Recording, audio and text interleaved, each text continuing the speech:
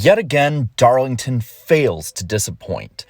Yesterday was a great showing of racing at Darlington again, and it kind of shows just how good the track has gotten. The track has always been good, but in general, Darlington's gotten a lot better towards the end of the Gen 6 era, around 2020, into 2021, and now this year. It's like it gets better every single year.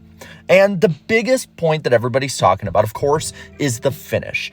Darlington has had some pretty great finishes before, and we looked primed to have one again yesterday as Joey Logano was running down William Byron. Well, Joey Logano is not the same as a Kurt Busch or Ricky Craven who would race to the finish and try to keep their competitors safe. Instead, Joey Logano is the type of driver who is going to win at all costs, competition be damned.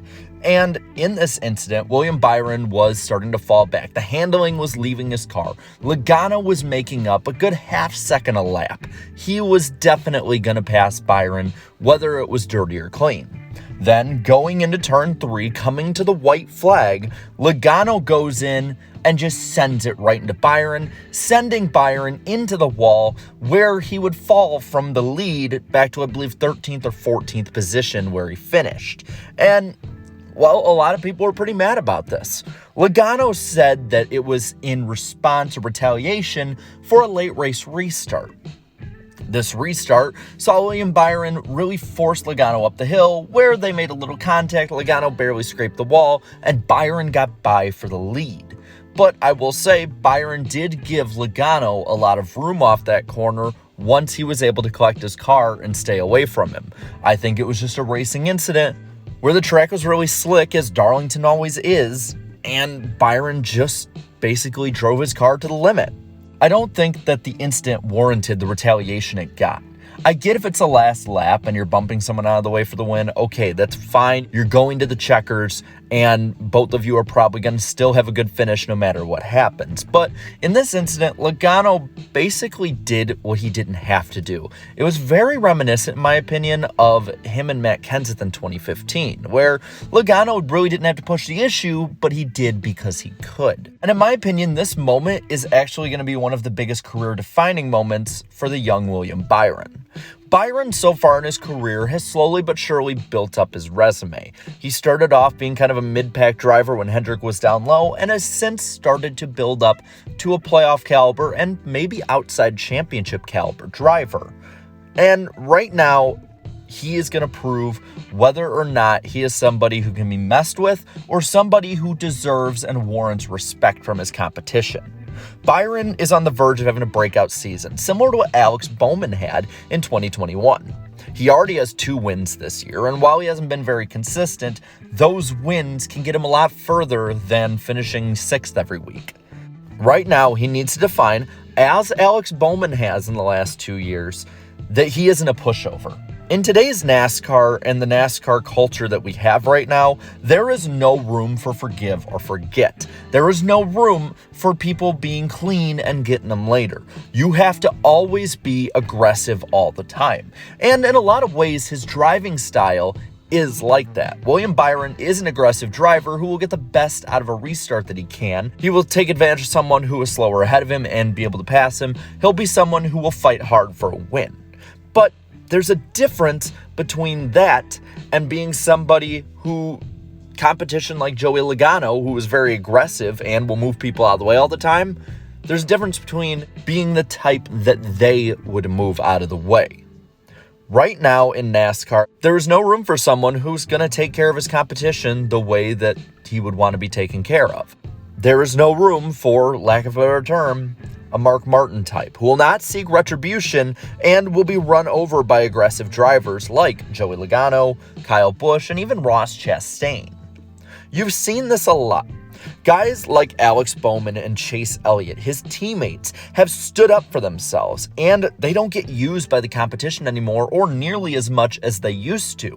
They've shown that you can't mess with me, I will fight back. And right now, William Byron has to establish that he's a type of driver that will fight back. Because if not, Joey Logano is going to use him up every chance he gets because he knows he can. It's the same reason in 2018 that Logano did that to Martin Truex Jr. Truex raced him cleanly at Martinsville for at least 20 laps, and then when he finally got by him in a clean, good pass, Logano moved him. Now, I'm not saying that William Byron has to go out there and wreck Logano. I'm not saying that he has to go out there and immediately in the next week or two just door him into the wall. I'm not saying that. What I'm saying, though, is that Byron needs to establish that he is not someone who just puts words out there saying someone's a moron or an idiot and then just lets it slide. He needs to address it to Logano's face. He needs to go out there and race him as hard as possible, and in the similar position that he was in yesterday, if it's in the inverse, needs to move Logano out of the way. Maybe, and this might be a bias of my opinion here, and trust me, as someone who is a Dale Earnhardt Jr. fan, I know what it's like seeing a driver who races really cleanly and still gets some pretty good results out of it. But even at short tracks, I will say Dale Jr. moved people out of the way, and I'm not saying William Byron won't, but in general, Byron needs to be more aggressive than the drivers of old. And maybe, again, it's my bias of opinion, but a driver who doesn't prove that he isn't a pushover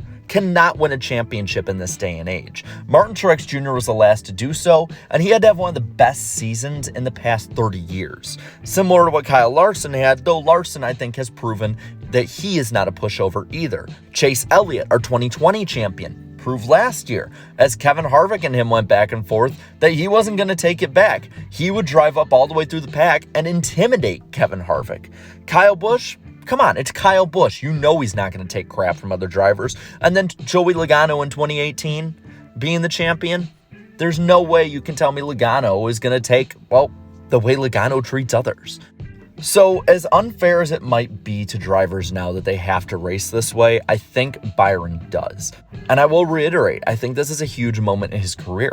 If he establishes that he's not a pushover here, I think Byron is a legitimate championship contender with how he can win at any moment. But if he doesn't, well, he's going to get used up come playoff time. This is only the 12th race of the season, and whether fans like it or not, the playoffs make drivers more aggressive later in the year, and that's exactly what's going to happen again in 2022, and Byron needs to be ready for that. He's a great driver, and I think that as the years go on, he will live up to the expectations he had before his rookie year in 2018. But while doing that, he needs to go on the same trajectory that all of his other teammates did, especially that of Chase Elliott and Alex Bowman. Now, I know this might be more of an opinion piece than others, so you might disagree with me.